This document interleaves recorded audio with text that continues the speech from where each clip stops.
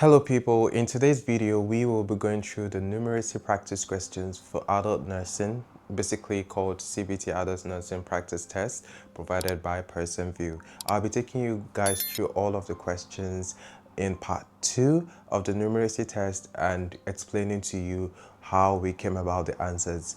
And by the way, if you want to practice these questions for yourself, I'll be linking it in the comment section. Now, this is the part 2 of this series, and if you missed the part 1, do make sure to check the link in the description or comment section as well. Now, without wasting any much time, let us dive right in.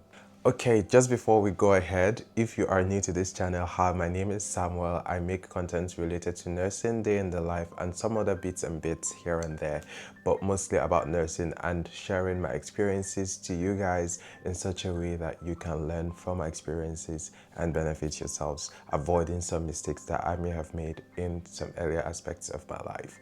Okay, so this is for people who are about to write their competency-based test, which is practically the competency exam that you are required by the Nursing and Midwifery Council of the United Kingdom in order to practice in the UK.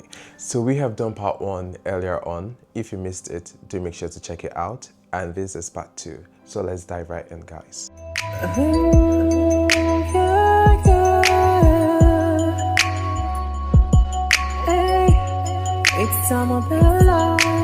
So if you see me looking down, just know that I'm looking at my laptop, which will be reflecting on the screen for you all to see anyway.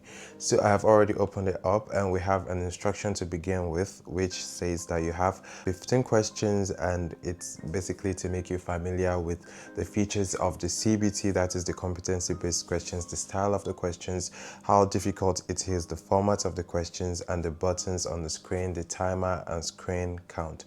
Just basically everything to keep you prepared for the exam.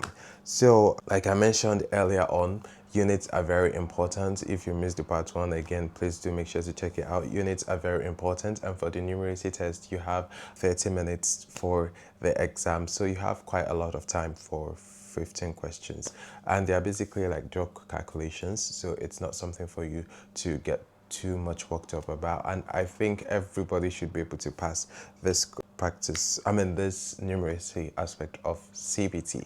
Okay, so let's go right into it, guys. Now, the first question says, what is the volume that has been drawn up into the syringe? Please use the correct units and write your answer to 1 decimal place. Again, instructions are a very big thing. Now, you can see that over here we have 1.5, which means this is 1.6, this is 1.7, and this is 1.8 ml. So we're just going to scroll down and write our answer, 1.8 ml. Now there's no ml here, so we are permitted to put it. Now next, what is the volume that has been dispensed? Please use the correct units. This is already given to us. It says 10, so we're just gonna go ahead and put 10 ml. You can see how I'm putting my ml just like it's written on the dispensing pots that we're seeing in the picture. Next, a patient has been prescribed 0.2 milligram of digoxin. What is the dose in microgram? Now, how many milligram make micrograms? I think that is 1 milligram is equal to 1000 micrograms. 1 milligram equals 1000 micrograms. So that basically 200 micrograms. Because you already have a unit, you don't need to put your micrograms in there. A patient produces 1250 ml of urine in 24 hours.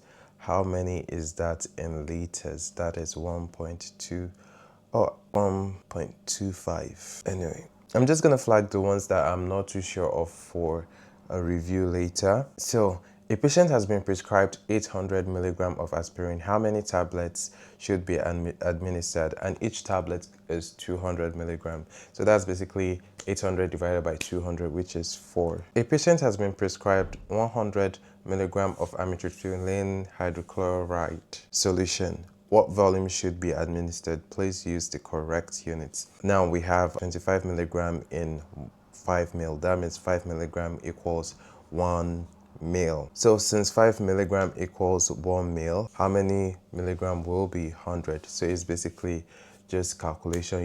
You just go ahead and calculate it. Okay, so let's just do it like this in order to save our time. 25 milligram equals 5 ml. 100 milligram then equals how many mil? That's X. So how many 25 will be found in 100? That is 4. So 4 times 5, which is 20. So our answer is 20 ml. A patient has been prescribed 600 milligram of cefadroxil suspension. What volume should be administered? Please use the correct units. Again, 600 milligram of what volume should be administered? Now, 250 milligram equals 5 mil, so which means 50 milligram is 1 mil.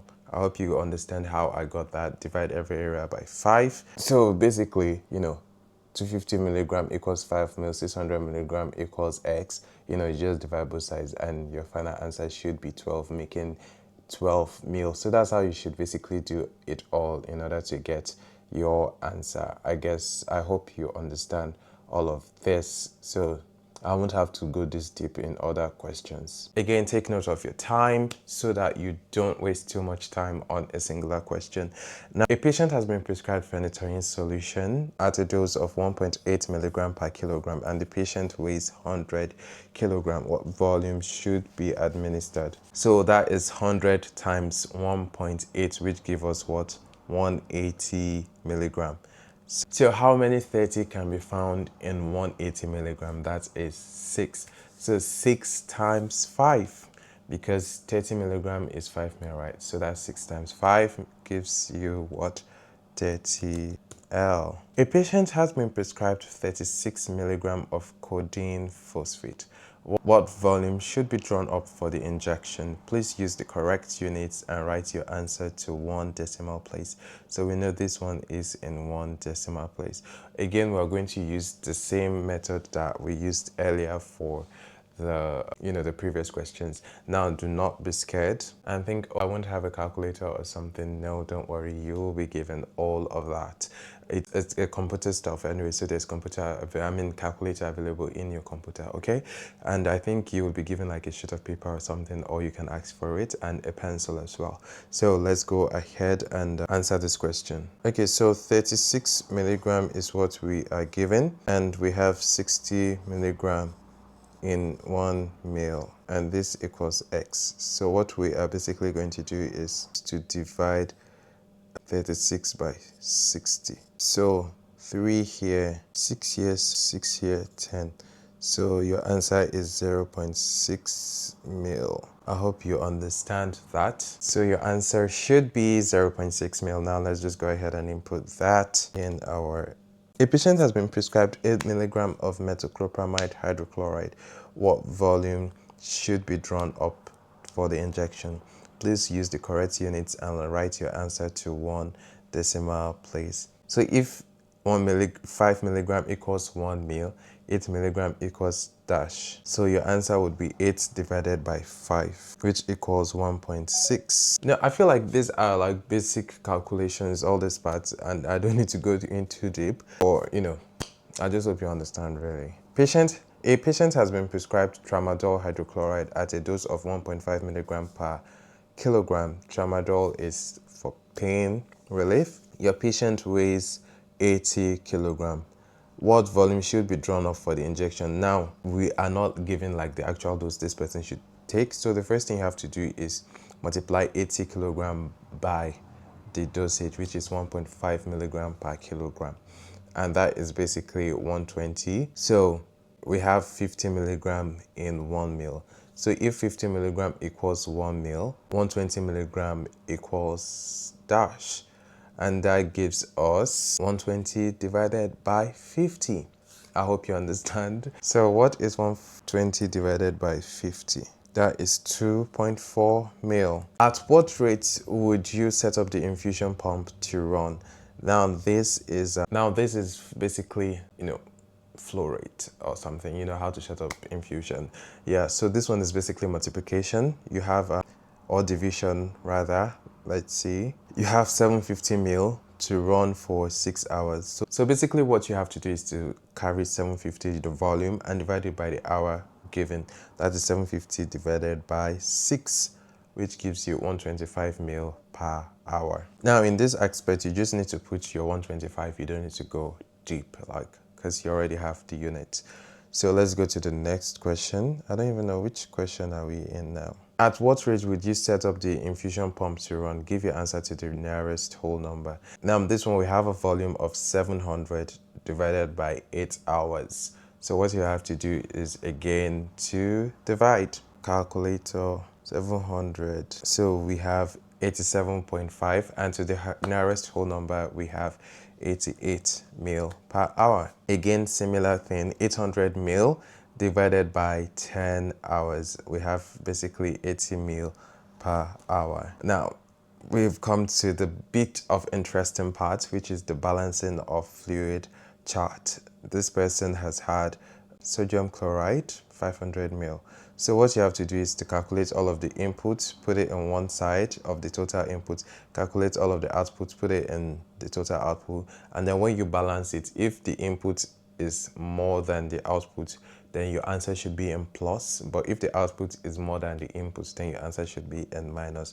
It is very simple. So let's just go ahead and do this one as well. I don't know, should we put ml? Yeah, let's put ml. That is output of 505 mil. So balance gives us what? 950 minus 55, which is 445 ml. So we have an input of, again, the instruction is already given how you are supposed to write it. So we have a balance input of plus 45 and we got everything. So you can see that this is very simple, and yeah, you can do this. It's not so difficult. So let's review the flagged ones, the ones that I flagged. Okay, I mean, there's no need to review it. It's because I was doubting anyway. So that is it with this video, guys. If you liked it, make sure to give it a thumbs up, comment, like, share, and subscribe. Share to a friend who you know that would need this, and I hope to see you in part 3. Let the beat whistle, just try to blend into the tone. Don't let the beat whistle, just let your voice flow.